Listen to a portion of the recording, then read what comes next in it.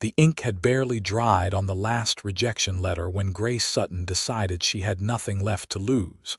So she penned one final desperate plea to the man who lived somewhere beyond the mountain ranges, the one they called Henry Frost, who never answered letters from anyone. Grace sat at the small wooden desk in her cramped boarding house room in Yuma, Arizona Territory, in the spring of 1882, watching the afternoon sun paint the walls golden through the dusty window. The stack of returned letters beside her represented 2 years of hope slowly dying. She had written to 7 different men through the matrimonial advertisements in the newspaper, each one promising companionship and a fresh start out west. Not one had replied. The letters came back marked with various excuses or simply with cold silence that spoke louder than words. She had heard about Henry Frost from the postmaster, who handled mail going into the mountains. The man lived alone somewhere in the high country near Prescott, trapping and hunting, coming down only twice a year to sell furs and buy supplies. He was considered something of a legend among the locals, a giant of a man with shoulders broad as an ox yoke and arms that could bend iron. The postmaster said Henry received letters sometimes from distant relatives back east, but he never wrote back to anyone. Ever. That should have discouraged Grace, but something about the challenge appealed to her stubborn nature. If she was going to face rejection again, at least let it be from a man who rejected everyone equally. She dipped her pen in the inkwell and began writing, her handwriting careful and neat despite the trembling in her fingers. Dear Mr. Frost, I do not expect you to answer this letter. I have been told you never do. But I find myself compelled to write to you anyway, perhaps because you are honest in your silence while other men make promises they have no intention of keeping. My name is Grace Sutton. I am 22 years old, and I came to Arizona Territory 3 years ago after my parents died of fever in Missouri. I work as a seamstress and sometimes help at the schoolhouse teaching children to read. I am not writing to ask you for anything. I simply wanted to tell someone that I saw the most beautiful sunset tonight, and I thought perhaps a man who lives in the mountains might appreciate such things. The sky turned the color of ripe peaches and the clouds looked like they were on fire. It made me feel less alone for a moment. I hope wherever you are, you can see beautiful things too. Respectfully, Grace Sutton. She folded the letter, sealed it with wax, and addressed it to Henry Frost, General Delivery, Prescott, Arizona Territory. The next morning, she took it to the post office, paid the postage, and tried not to think about it again. 3 weeks passed. Grace fell into her usual routine of sewing dresses for the wealthier women in Yuma, mending clothes for those who could barely afford it, and spending her evenings reading borrowed books by lamplight. The heat of early summer settled over the desert town like a wool blanket, making sleep difficult and tempers short. On a Tuesday afternoon in June, while Grace was hemming a calico dress for Mrs. Patterson, who ran the general store, someone knocked on her door. She set aside her work and opened it to find the postmaster himself standing there, holding a letter with a look of amazement on his weathered face. Miss Sutton, I have been working at that post office for 15 years, and I have never seen this before. He held out the letter. Henry Frost wrote back. Grace took the envelope with shaking hands. Her name was written in bold, clear handwriting across the front, the letters slightly uneven as if the writer was more accustomed to holding an axe than a pen. She thanked the postmaster and closed the door, leaning against it as she carefully opened the seal. Dear Miss Sutton, I do not know what possessed you to write to me, but your letter found me on a day when I needed reminding that there is beauty in this world beyond these mountains. I appreciate sunsets too, though up here they look different than in the desert. The light hits the pine trees and turns them copper and gold, The ravens settle down for the night and the elk come out to graze. I have lived alone for 8 years. It suits me most days. But your letter made me realize I have not had a real conversation with another human being in longer than I care to admit. If you wish to write again, I will read what you have to say. If not, I understand. Either way, I hope you continue to notice the sunsets. Henry Frost. Grace read the letter 3 times, then sat down on her narrow bed and pressed the paper to her chest. Something warm and unexpected bloomed in her heart, fragile as a desert wildflower after rain. She immediately wrote back, telling him about her work, about the town, about the students she taught who struggled with their letters but tried so hard. She asked him about life in the mountains, about what he did during the long winters, about whether he ever got lonely. His next letter arrived 2 weeks later. He described tracking a mountain lion through fresh snow, the silence of the forest when everything was frozen, the way smoke from his cabin chimney rose straight up into the crystal air on cold mornings. He wrote about his past too, slowly revealing pieces of himself. He had come west after the war, after seeing things that made him want to disappear into the wilderness where the only violence was the natural kind, predator and prey in their eternal dance. He had built his cabin with his own hands, log by log, in a valley where a clear stream ran year-round. Grace wrote back immediately, sharing more of her own story. She told him about losing her parents, about the loneliness of being the only family member left, about coming west because she had nothing tying her to Missouri anymore. She confessed that she had written to other men seeking companionship, but none had answered except him. Summer turned to fall, and the letters continued their journey between Yuma and the mountains. Grace found herself rushing to the post office every few days, hoping for another envelope in that bold handwriting. Henry's letters grew longer, more personal. He sent her a pressed wildflower he had found growing near his cabin, a delicate blue columbine that she placed carefully between the pages of her Bible.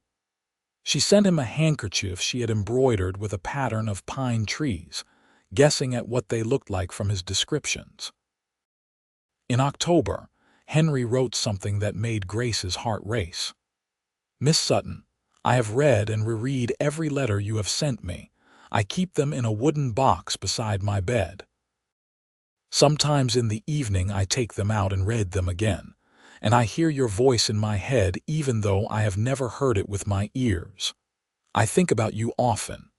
I wonder what you look like, though I tell myself it should not matter, but I wonder anyway. I wonder if your eyes are kind, if your smile reaches them. I wonder if your hands are small or if they are strong from all the sewing you do. Forgive me for being forward, but I needed you to know that your letters have changed something in me. They have reminded me that I am still human, still capable of caring about someone. Yours, Henry." Grace sat at her desk for an hour before she could compose a reply. Her hands would not stop shaking. She finally wrote, "Dear Henry, I think about you too, more than I should probably admit. I imagine what you look like, though I know only that you are tall and strong. But I imagine your eyes most of all. I think they must be kind despite all the hardness you have seen because your letters are kind. They are honest and real, and that is rarer than gold in this world. I have a photograph that was taken last year at the town festival. I am sending it to you, though I warn you I am quite ordinary looking, but perhaps you would like to have it anyway. With affection, Grace." She wrapped the small tintype photograph carefully in brown paper before enclosing it with the letter. In the photograph, Grace stood in her Sunday dress, her dark hair pulled back neatly, her face serious as the photographer had instructed. She was not beautiful in the classical sense, but her features were pleasant and regular, her eyes direct and intelligent. 3 weeks later, Henry's response arrived with its own surprise. He had traveled all the way to Prescott to have his photograph made. Dear Grace, when I saw your photograph, I carried it in my pocket for 3 days before I could bring myself to look at it again. Not because I was disappointed, but because seeing your face made you real in a way that frightened me. You are not ordinary. Your eyes are exactly as kind as I imagined. They are beautiful. You are beautiful. I am sending my own photograph, though I warn you I am not much to look at. I am told I am intimidating. But I wanted you to see me, to know what you are dealing with if we continue this correspondence. I hope I do not scare you away. Yours, Henry. Grace opened the tintype with trembling fingers and gasped. Henry Frost was massive, his shoulders filling the frame, his arms thick with muscle even through the shirt he wore for the photograph. His hair was dark and longer than was fashionable, touching his collar, and his beard was full but neatly trimmed. But it was his eyes that captured her attention. They were pale, possibly gray or blue, and they stared directly at the camera with an intensity that made her breath catch. He did not smile in the photograph, but there was something gentle in those intense eyes, something that made her heart beat faster. She wrote back that same evening. Dear Henry, you did not scare me away, quite the opposite. I find myself wishing I could meet you in person, which is a bold thing for me to admit. But I am tired of being timid. Life is too short and too uncertain. I feel I know you through your letters, and what I know, I care about deeply. If you ever thought about coming down from your mountain, I would very much like to meet you face to face. But I understand if that is too much to ask. Your life is there, and mine is here, and perhaps some things are better left as they are. But I wanted you to know that I would welcome you if you came. With love, Grace. She had written with love without thinking, and she almost scratched it out, but then decided to leave it. It was true, after all. She loved the man she had come to know through ink and paper. Whether that love would translate to reality was another question entirely, but she wanted him to know how she felt. Winter settled over Arizona territory. In Yuma, the days were mild and pleasant, the nights cool but not cold. Grace went about her work in a distracted haze, checking the post office every day even though she knew the mountain passes would be difficult now. That letters would take longer to arrive if they arrived at all. December came and went with no word from Henry. Grace tried not to feel disappointed, but a hollow ache settled in her chest. She had pushed too hard, asked for too much. He was a solitary man who had found some small pleasure in correspondence, and she had tried to turn it into something more. She should have been satisfied with what she had. On a cool January morning in 1883, Grace was walking to the schoolhouse with a stack of primers when a man rode into town on the largest horse she had ever seen. The rider was even larger than the horse seemed, his shoulders broad and his posture straight despite obvious weariness. He wore buckskin and wool, clothes made for mountain winters, and his dark hair was tied back from his face. Even from a distance, Grace felt her heart begin to pound. The man dismounted in front of the post office and went inside. Grace stood frozen on the street, the primers clutched to her chest. Several townspeople had stopped to stare at the stranger. Mountain men were not uncommon in Arizona territory, but this one was exceptional even by those standards. 5 minutes later, the man emerged from the post office and looked directly at Grace. Their eyes met across the dusty street, and Grace knew without question who he was. Henry Frost had come down from his mountain. He walked toward her slowly, as if afraid of startling her. Up close, he was even more imposing than his photograph had suggested. He stood well over 6 feet tall, with broad shoulders and arms that strained the fabric of his shirt. His face was weathered and tanned, his beard darker than in the tintype, and his eyes were gray like storm clouds. They studied her with an intensity that made her knees weak. Grace Sutton. His voice was deep and rough from lack of use, but gentle. Yes. Her own voice came out barely above a whisper. You came. I started down the mountain the day I got your last letter. He reached into his coat and pulled out a worn envelope. I have read it every day since. I could not write back because I was already on my way here. The passes were difficult with the snow, but I needed to meet you. I needed to know if this was real. Grace set down the primers on a nearby bench, her hands shaking. Is it real? Henry stepped closer. He moved carefully, as if aware of his size and strength, conscious of not overwhelming her. When I saw you standing there just now, holding those books with the morning sun in your hair, I knew that every word in every letter was true. More than true. The words were not enough to describe how I feel. How do you feel? Grace asked, looking up at him. She had to tilt her head back to meet his eyes. He was so tall, so powerful looking, but his expression was tender. Like I finally came home after being lost for 8 years. Henry's voice roughened with emotion. Like maybe I deserve something good after all.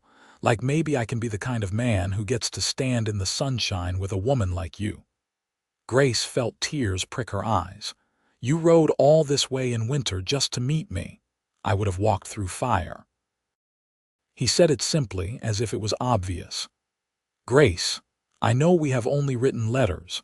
I know you might find that I am different in person, too rough or too quiet or too damaged from the life I have lived.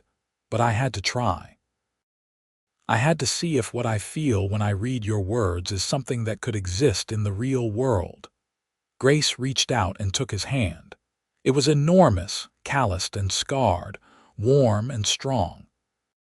He looked down at their joined hands with an expression of wonder, as if he had never held another person before.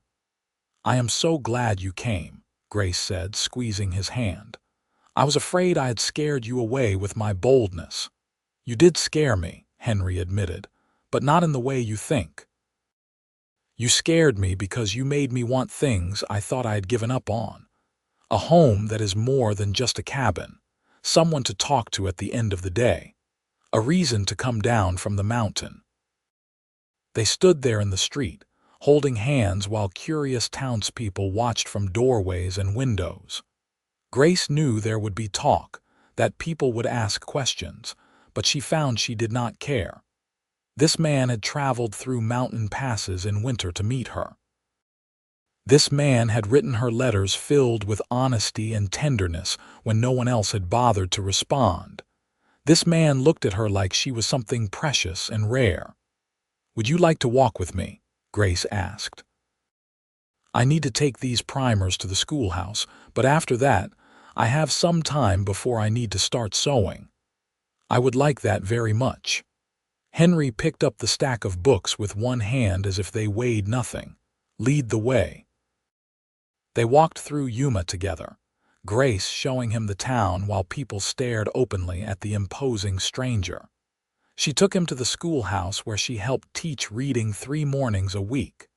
She showed him the boarding house where she rented a room, the general store, the church. Henry listened more than he talked, asking occasional questions in his quiet, rumbling voice, watching everything with those intense gray eyes. Finally, they sat on a bench in the small plaza at the center of town, under the shade of a cottonwood tree. The January sun was warm, the air dry and clean. Henry sat carefully, as if afraid the bench might break under his weight.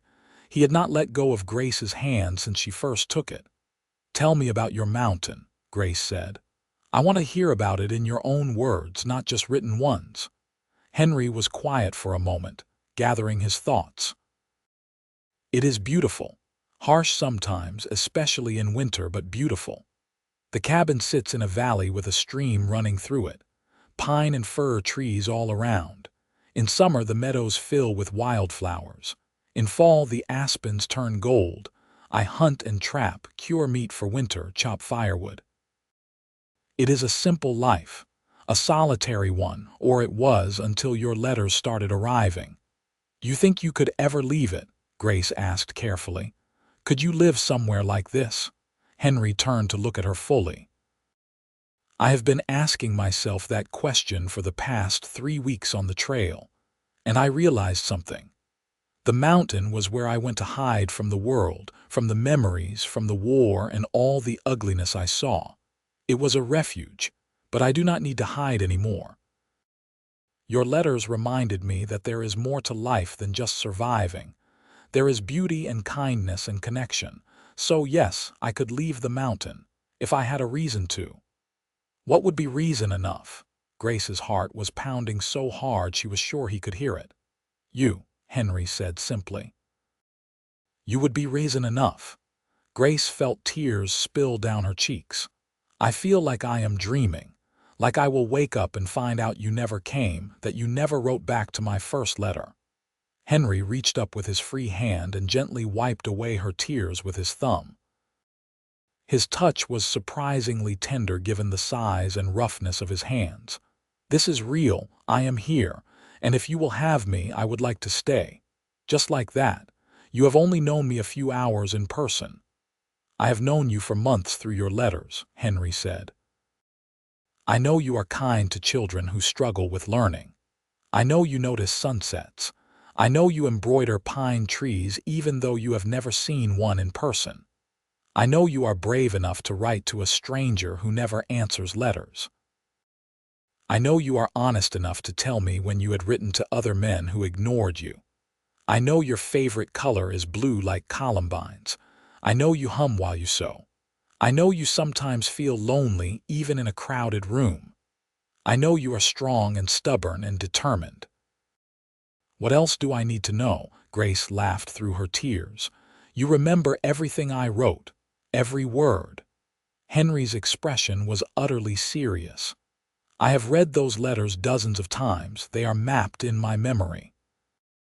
They sat together under the cottonwood tree as the morning turned to afternoon, talking about everything and nothing. Henry told her about the war, about losing friends, about deciding he would rather face a mountain lion than another human with a gun. Grace told him about her parents, about the fever that took them within days of each other, about the desperate loneliness that had driven her to answer matrimonial advertisements in the first place. I felt like a failure when none of them wrote back, Grace admitted. Like there was something wrong with me, something that made me unworthy even of a response. There is nothing wrong with you, Henry said fiercely. Those men were fools, but I am grateful for their foolishness because it led you to write to me. The postmaster told me you never answered letters. I never had a reason to before. Henry looked down at their joined hands. After the war, I stopped seeing the point of connections. Everyone I cared about died or changed into someone I did not recognize. I thought I was better off alone. But you changed that. Your letters reached past all the walls I built. They reminded me what it feels like to care about someone, to look forward to something. I started coming down to Prescott every 2 weeks just to check for mail from you. The traders thought I had lost my mind. Grace smiled. I checked the post office every day. The postmaster started setting your letters aside for me so I would not wear out his doorstep. Grace. Henry turned to face her fully, his expression intense and vulnerable. I am not a man who does things by half measures.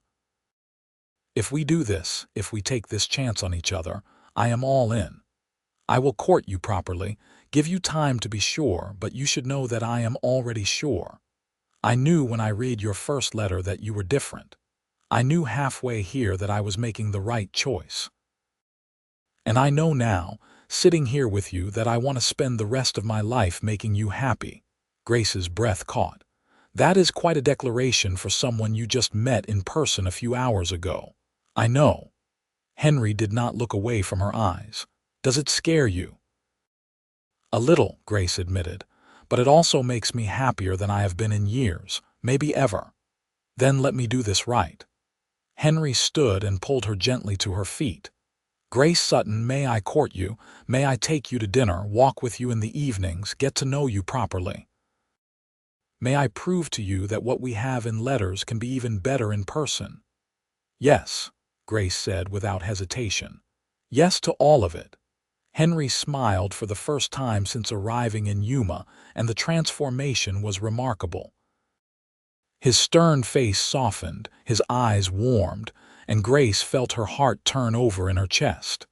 He was beautiful in a rugged, weathered way, like the mountains he came from. They spent the rest of that day together.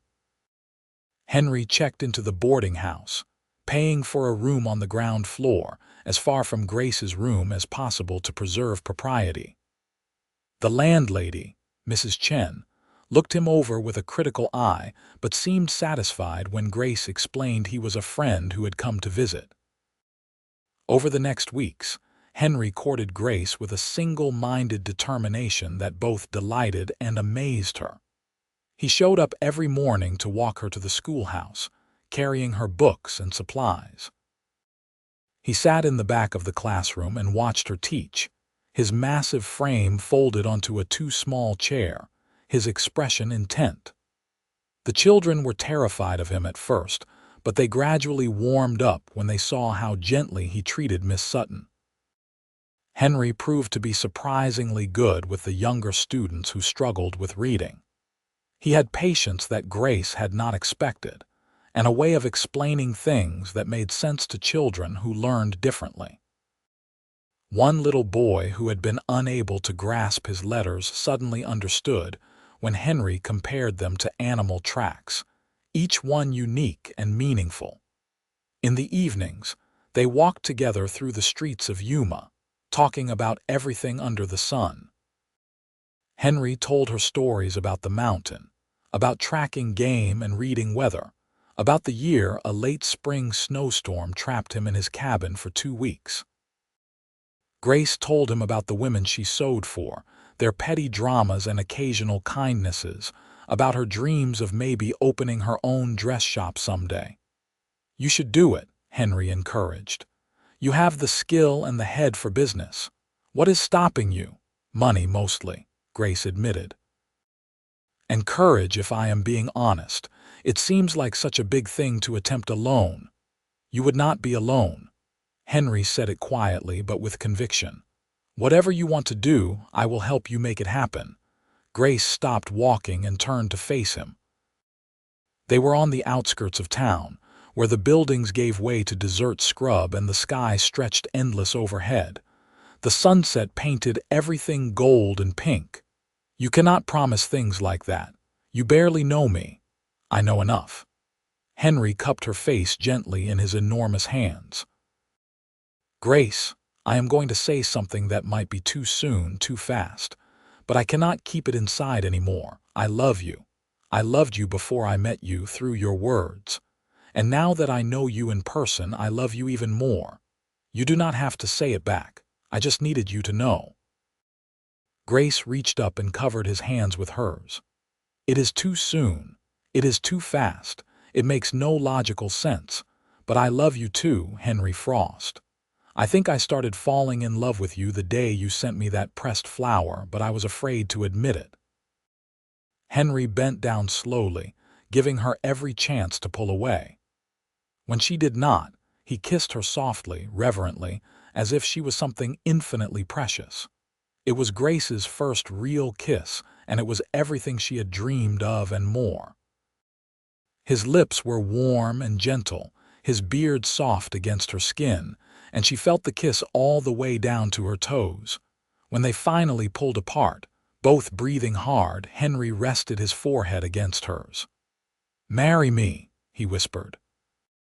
"I know it is too soon by all conventional standards, but I am not a conventional man. I know what I want, and I want you. I want to build a life with you, wherever that may be. Here in Yuma or back in the mountains or somewhere entirely new. Marry me, Grace." Grace felt joy bubble up inside her like a spring. "Yes, yes, I will marry you." Henry let out a breath that might have been a laugh or a sob. He picked her up and spun her around, and Grace shrieked with surprised laughter. When he set her down, he was grinning widely, looking younger and lighter than she had ever seen him. They were married 3 weeks later in the small church in Yuma. Grace wore a dress she had made herself, pale blue cotton with lace at the collar and cuffs. Henry bought new clothes for the occasion, though he still looked uncomfortable in the stiff collar and jacket. The ceremony was simple, attended by the few friends Grace had made in town and witnessed by the postmaster who took credit for the whole romance since he had delivered all those letters. When the preacher pronounced them husband and wife, Henry kissed Grace with such tenderness that several women in the congregation dabbed at their eyes. Grace felt like her heart might burst with happiness. This man, this strong, silent mountain man who had written back when no one else would, was now her husband. They spent their first night as a married couple in Henry's room at the boarding house.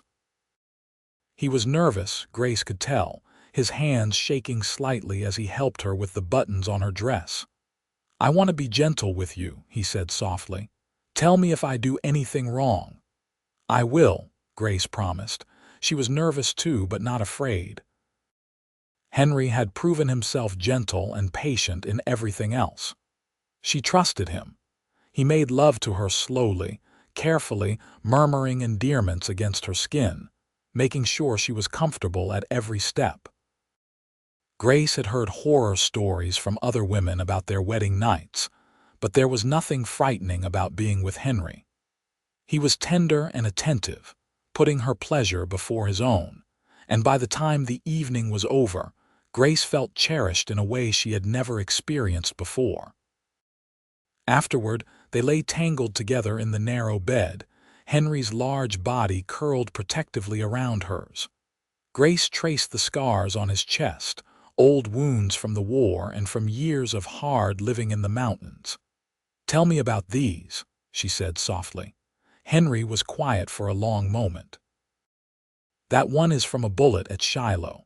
That one is from a knife fight in a camp outside Richmond. This one is from a bear that objected to me checking my traps. This one is from a tree branch that broke while I was building the cabin roof." Grace pressed a kiss to each scar. "You have survived so much."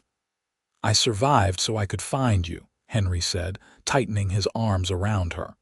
"Every hard thing, every close call, every lonely year, it was all leading me to that day when I opened your first letter."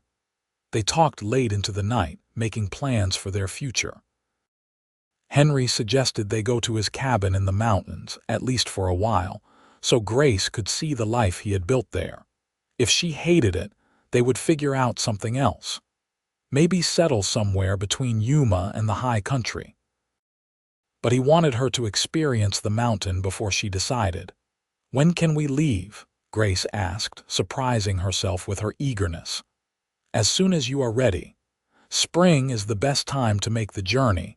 The passes will be clear, the weather mild. We could leave next week if you want." They spent the following days preparing for the journey. Grace sold most of her belongings, keeping only what was essential and what held sentimental value. She said goodbye to the women she had sewn for, to the children at the schoolhouse, to Mrs. Chen at the boarding house. Everyone wished her well, though some looked doubtful about her choice to go live in the mountains with a man she had known only a few weeks, but Grace had never been more certain of anything. Henry was solid and real in a way nothing else in her life had been. He was honest and kind, strong and gentle, protective without being possessive. He made her laugh with his dry observations about town life. He made her feel safe just by being near. And the way he looked at her, as if she was the most amazing thing he had ever seen, made her feel beautiful and valued and loved. They left Yuma on a bright April morning in 1883. Henry had bought a second horse for Grace, a gentle mare named Daisy, and had packed supplies for the journey. They headed north and east, toward Prescott and the high country beyond. The trip would take about 2 weeks, Henry estimated, moving at a reasonable pace and camping along the way. Grace had never been on such an adventure. She had traveled by train and stage from Missouri to Arizona, but that was different. This was traveling through wild country with only Henry as guide and protection. At night, they camped under the stars, and Henry taught her how to make a proper fire, how to cook over coals, how to read the signs that animals left behind. He was patient with her inexperience, never making her feel foolish for not knowing things. When she struggled to mount her horse in the long skirts women were required to wear, he fashioned a split skirt for her out of spare canvas so she could ride more easily. When she expressed fear about wild animals, he showed her how to identify tracks and signs, teaching her which animals to avoid and which were harmless. They made love under the stars, wrapped in blankets against the cool night air, and Grace thought she had never been happier. The vastness of the sky, the silence of the desert giving way to pine forest as they climbed in elevation, the solid warmth of Henry beside her. It was everything she had dreamed of when she wrote that first letter. As they traveled higher, the landscape changed. Desert scrub gave way to grassland, then to juniper and pinon pine, and finally to the tall ponderosa pines and fir trees of the high country. The air grew cooler and thinner. Grace found herself breathless at times, but Henry assured her she would adjust. "Wait until you see the cabin," he told her as they rode through a particularly beautiful stretch of forest, the afternoon sun slanting through the trees in golden shafts. "It sits beside a stream in a little valley, wildflowers everywhere in summer. Deer come right up to the porch sometimes." They arrived at Henry's cabin 2 weeks after leaving Yuma. Grace's first sight of it took her breath away. It was larger than she had imagined, built of solid logs with a stone chimney and a wide porch. The valley Henry had described spread out before it, a meadow of new grass dotted with early wildflowers. The stream ran clear and cold along one edge, and the mountains rose up on all sides, their peaks still crowned with snow. "It is beautiful," Grace breathed, dismounting from Daisy with Henry's help. "Henry, it is so beautiful." He looked pleased and relieved. "I am glad you think so. I was worried it would be too remote, too rough for you. It is perfect." Grace turned in a slow circle, taking it all in. Birds sang in the trees. The stream burbled over stones. The air smelled of pine and wildflowers and clean mountain water. "This is paradise." Henry showed her around the cabin with obvious pride. He had built everything himself, from the sturdy furniture to the stone fireplace. The cabin had 2 rooms, a main living area with a kitchen corner and a separate bedroom. Everything was neat and clean, which surprised Grace until she remembered his military background. "I have been living like a hermit," Henry admitted, "but I kept things tidy, old habits from the army." Grace explored while Henry unpacked their supplies and tended to the horses. The cabin was simple but well made. The bed was large and sturdy with a thick mattress stuffed with sweet-smelling grass. There were shelves built into the walls, a good stove for cooking, a table and chairs by the window. Henry had even installed glass windows, which must have been difficult to transport up the mountain. That night, they ate dinner on the porch, watching the sun set over the mountains. Grace wore one of Henry's spare shirts and her canvas split skirt, finally comfortable and unrestricted. Henry sat beside her, his arm around her shoulders, and told her about the valley through the seasons. "In summer, you can hear elk bugling at dawn and dusk," he said. "In fall, the aspens turn so gold it looks like the mountainsides are on fire. Winter is hard, I will not lie. We get snowed in sometimes for weeks at a time, but it is beautiful too, everything white and quiet, and spring like now, everything comes back to life." "I want to see it all," Grace said, leaning into his warmth. "Every season, every change, I want to build a life here with you. Are you sure?" Henry asked seriously. Grace, I love you more than anything, but I need you to be honest. If this is too remote, too difficult, we can find somewhere else. I do not want you to be miserable trying to make me happy. Grace turned to face him fully. Henry Frost, I was miserable in Yuma. I was lonely in a town full of people. Here, with you in the middle of nowhere, I feel more at home than I ever have. This is where I want to be. He kissed her then, deep and thorough, and carried her to bed where they made love by lamplight, the sounds of the forest filtering in through the open window. The next weeks were an education for Grace. Henry taught her how to fish in the stream, how to identify edible plants, how to track game. She was not interested in hunting or trapping, but she wanted to understand his work. He taught her to shoot a rifle, insisting she needed to know how to protect herself when he was away checking his trap lines. Grace in turn taught Henry things she knew. She cooked meals more elaborate than the simple fare he had survived on alone. She sewed new curtains for the windows, made cushions for the chairs, added small touches of comfort and beauty to the cabin.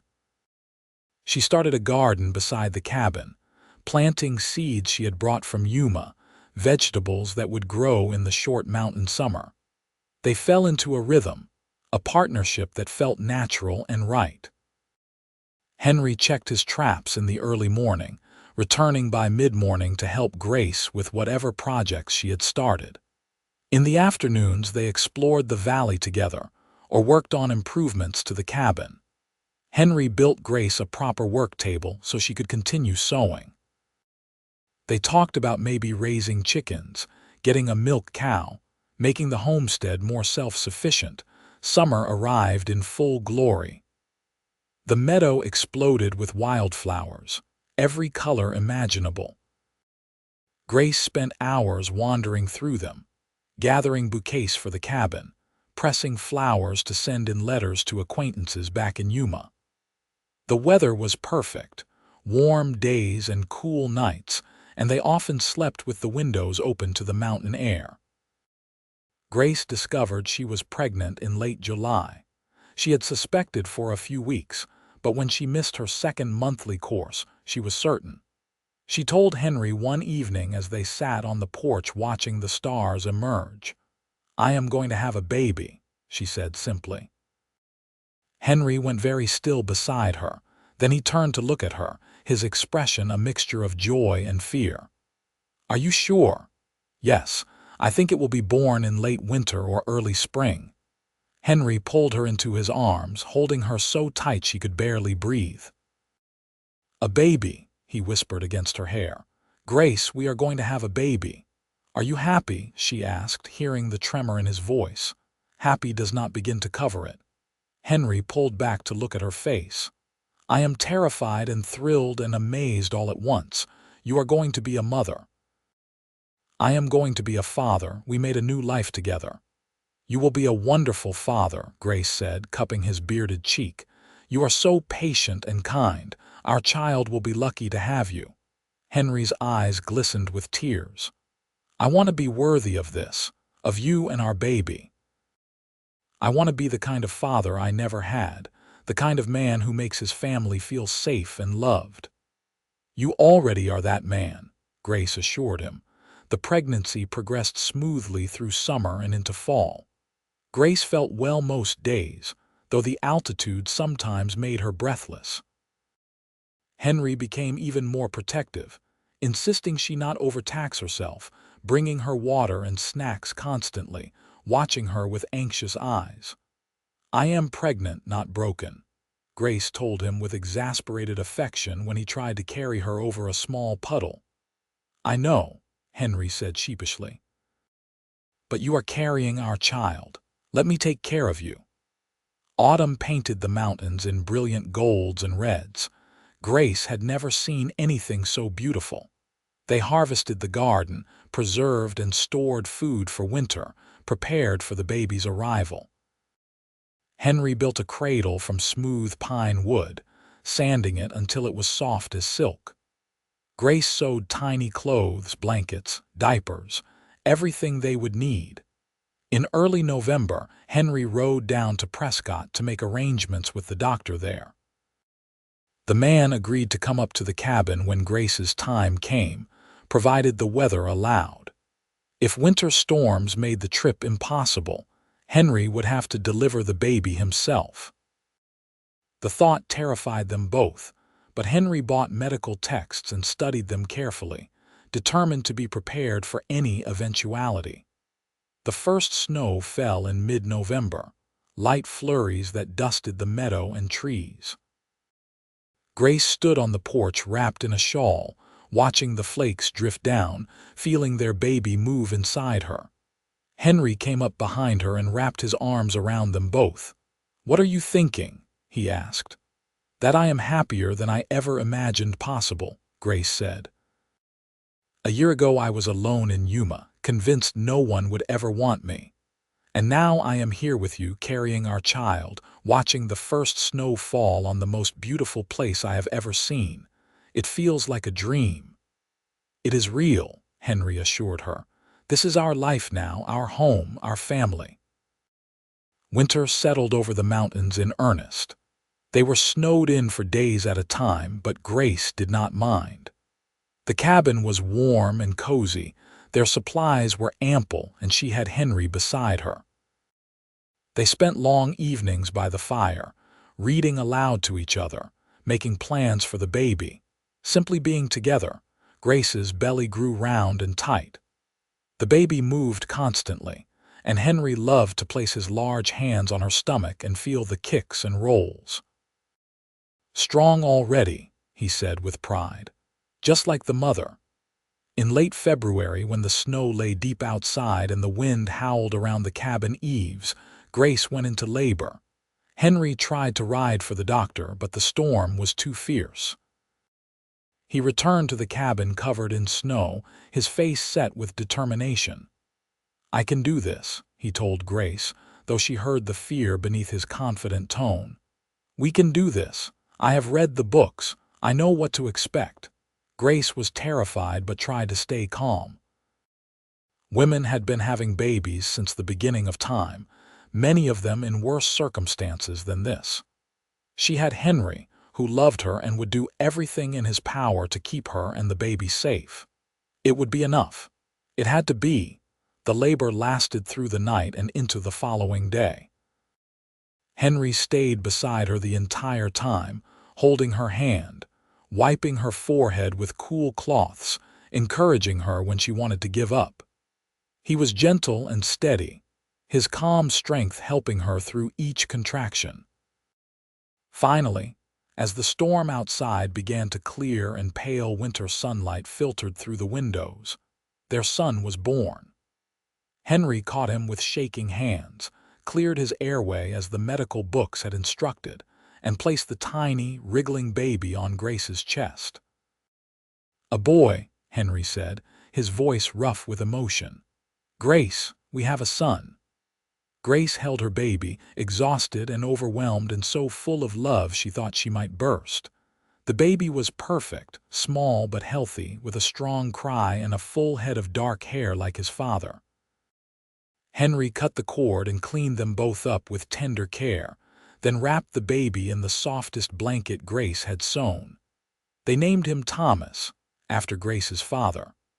Thomas Frost, born in a mountain cabin during a snowstorm, with only his parents present to welcome him into the world. Henry held his son with such reverence, such awe, that Grace felt tears stream down her face. This huge, strong man who had seen so much violence and hardship, cradling a tiny baby with infinite gentleness. He looked up at Grace with wonder in his gray eyes. "Thank you," he whispered. "Thank you for writing that first letter. Thank you for taking a chance on a hermit who lived on a mountain. Thank you for this gift, this perfect little person. Thank you for making me whole again." "Thank you for writing back," Grace replied, reaching up to touch his face. "Thank you for coming down from your mountain to meet me. Thank you for loving me, for building this life with me." Thomas made a small sound, and they both laughed through their tears. Their son, their family, Spring came slowly to the mountains that year. By the time the snow melted enough for travel, Thomas was 2 months old, a chubby, healthy baby who rarely cried. Henry made the trip down to Prescott to register the birth and buy more supplies. He returned with gifts, practical things they needed, but also a beautiful shawl for Grace and a carved wooden rattle for Thomas. "The doctor said we did everything right," Henry reported. "He was impressed that we managed on our own. I told him I had a strong wife who did all the hard work." The years passed in a rhythm of seasons and growing love.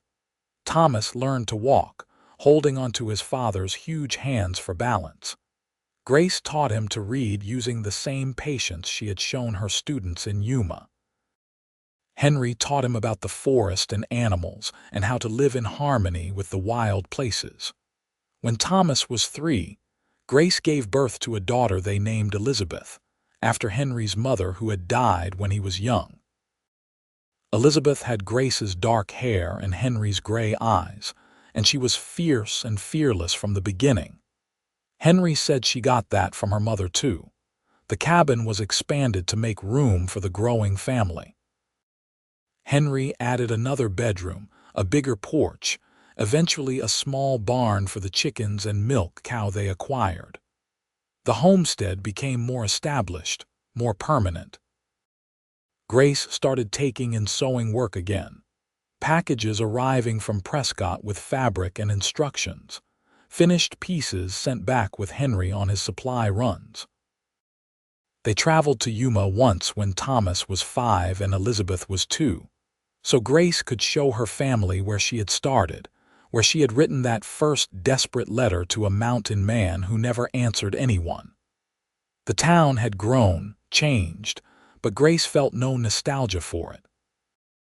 Her home was in the mountains now, with Henry and their children. The children grew. Thomas became a quiet, thoughtful boy who loved books and learning but also took to the mountains like his father. Elizabeth was bold and adventurous, always climbing trees and exploring. Grace and Henry watched them grow with pride and wonder, grateful every day for the family they had built. On their 10th wedding anniversary, Henry gave Grace a leather-bound book. Inside, carefully preserved, were all the letters they had written to each other during those months before he came to Yuma. "I want our children to read these someday," Henry said. "I want them to know how their parents found each other. I want them to understand that sometimes the most important things start with taking a risk, with reaching out even when you expect rejection." Grace read through the letters, marveling at how young and uncertain they had both sounded. But the core was there even in those early letters, the honesty and tenderness that had drawn them together. "I would write you 1,000 letters," she told Henry, kissing him softly, "but I prefer having you here beside me."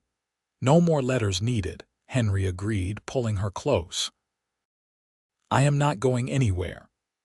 When Thomas was 15 and Elizabeth was 12, a young couple arrived at their cabin, lost and nearly frozen after an early fall snowstorm caught them unprepared in the mountains.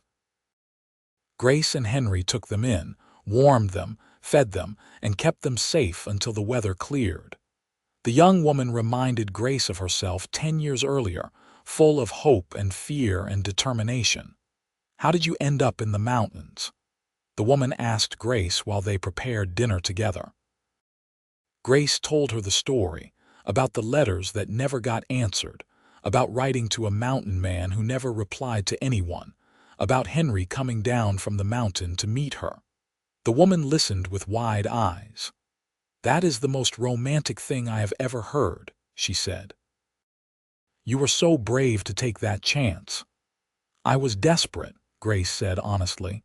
"But yes, I suppose it was brave too, and it turned out better than I ever could have imagined." That night, Grace and Henry lay in bed listening to their children sleep in the next room and their guests settled safely in the expanded cabin. Henry pulled Grace close. "You ever regret it?" he asked quietly.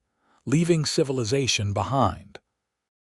Living up here where winters are hard and the closest neighbor is miles away. Never, Grace said firmly. This is the life I was meant to live. You are the man I was meant to love. Every letter I wrote before I reached you was practice, preparing me to say the right words when it mattered. I think about what my life would be now if I had not written back, Henry said. Still alone, still hiding, still half alive. You saved me, Grace. We saved each other, Grace corrected. I was just as lost before I found you. They made love quietly, mindful of the house full of sleeping people, then lay tangled together as they had been doing for over a decade. Grace traced the familiar scars on Henry's chest, the new lines that time had added to his face.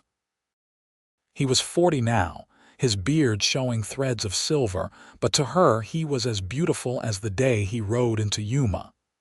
I love you, she whispered. I love you too, Henry replied. Every day more than the day before. The years continued their steady march. Thomas grew tall and strong like his father, and eventually married a girl from Prescott, bringing her to live near the cabin. They built their own home a mile down the valley. Elizabeth remained single longer, adventurous and independent, but finally settled with a man she met while visiting relatives Grace still had back in Missouri. She chose to stay in town rather than return to the mountains, but she visited often. Henry and Grace became grandparents multiple times over. Their cabin became the gathering place for the growing family, holidays and summers filled with children's laughter. Grace taught her grandchildren to read and sew. Henry taught them about the mountains and forests. Together they passed on the values that had sustained them: honesty, kindness, courage, and the importance of taking chances on love. On their 25th wedding anniversary, Grace and Henry took a trip back to Yuma. The town had changed dramatically. There were more buildings, more people, evidence of progress and growth. They visited the post office where their romance had begun, and the old postmaster, now retired, remembered them. I knew that letter would change things, he said with satisfaction. I told everyone, Henry Frost writing back to a letter. That meant something special was happening. They visited the boarding house where they had stayed those first weeks, now under new management. The schoolhouse where Grace had taught had been replaced with a larger building. The bench where Henry had first told Grace he loved her was still there in the plaza, weathered now but still sturdy. They sat on that bench together, holding hands as they had 25 years earlier. Grace was 47 now, her dark hair threaded with silver. Henry was 52, his beard more gray than dark, but his eyes were still the same intense gray that had captured her heart. Thank you for writing back, Grace said, echoing words they had spoken to each other countless times over the years. Thank you for writing in the first place, Henry replied, raising her hand to his lips. Thank you for being brave enough to reach out to a stranger. Thank you for every day since. They returned to their mountain, to their home, to the life they had built together. As they rode up the familiar trail, the valley spreading before them, Grace felt the same sense of homecoming she always did. This was where she belonged. This was the life she was meant to live. That night they sat on their porch, watching the sunset paint the mountains in shades of gold and pink and purple. The same sunset Grace had described in her very first letter, the one that had reached past Henry's walls and touched his lonely heart. I hope our grandchildren find this kind of love, Grace said softly. I hope they are brave enough to take chances, to reach out, to believe in possibilities. If they have any of their grandmother's courage, they will be fine, Henry assured her. They grew old together in the mountains they both loved. When Henry's joints began to ache from the cold, Grace made sure the cabin stayed warm. When Grace's eyes grew tired from sewing, Henry made sure she had the best lamps and magnifying glasses available. They took care of each other with the same tenderness they had shown since the beginning.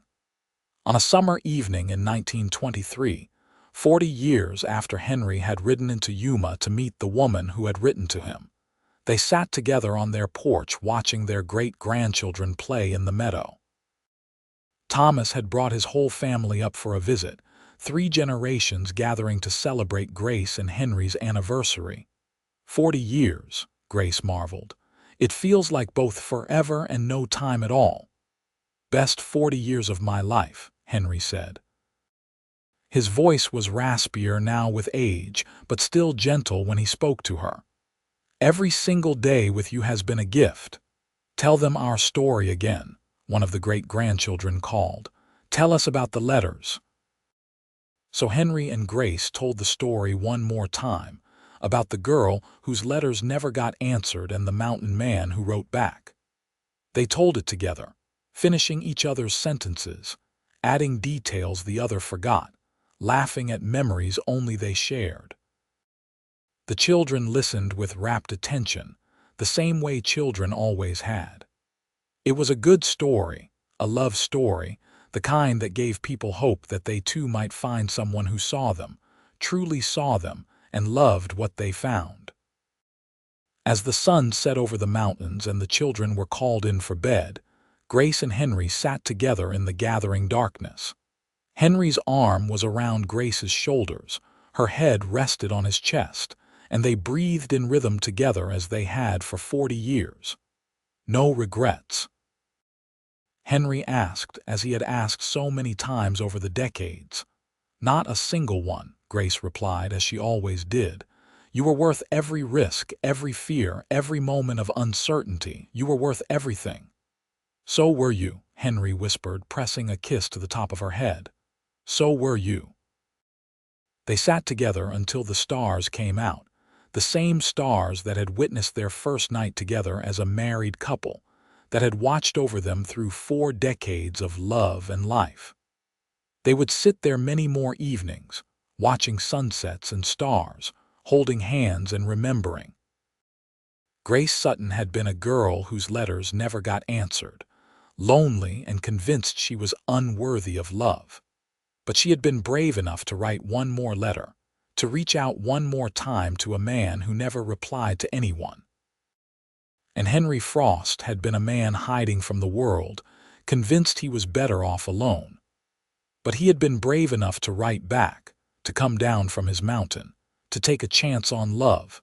Together they had built a life that neither could have imagined when they first put pen to paper. They had created a home, a family, a legacy of love that would echo through generations. All because one desperate woman had written to a silent mountain man, and he had found the courage to answer. Their story would be told and retold by their descendants, a reminder that love often comes when you least expect it, that taking risks can lead to the greatest rewards, and that sometimes the most important thing you can do is reach out, even when you expect silence, and wait to see who might answer back. Grace and Henry lived out their final years surrounded by the love they had created, in the mountain valley that had become their paradise, grateful every day for the letters that had brought them together, and the love that had kept them that way for a lifetime.